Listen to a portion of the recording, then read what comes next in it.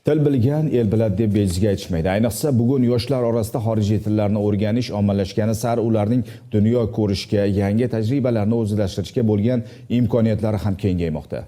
Xususan, Namangan viloyatining Kosonsoy tumanidagi ixtisoslashtirilgan maktabda tahsil olayotgan o'quvchilarning 23 nafari ingliz tilidan turli darajalardagi xalqaro sertifikatlarga ega bo'lishdi.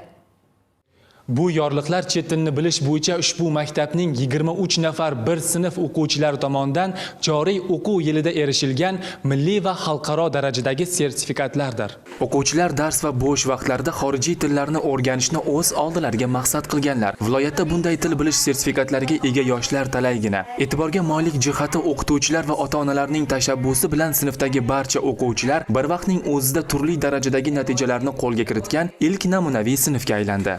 Bu mashg'ulotlar samarasi o'laroq men rahbar qilayotgan sinf o'quvchilari ingliz tilini bilish darajasini belgilovchi IELTS va TOEFL sertifikatlariga to'la ega bo'lishdi muddatdan oldin va bu maktabimizning jamoasini, ustozlarini hosili o'laroq deb aytsak bo'ladi.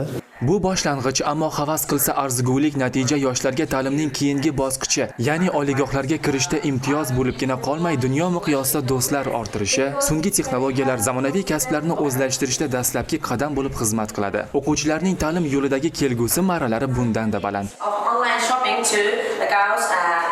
Bu natijaga erishishda 23 ta o'quvchi sog'lom raqobat qilib, darsda ham, ko'chada ham inglizcha gaplashib, shu natijaga erishdik. Mening shaxsiy ballim 59 ball, ya'ni B2.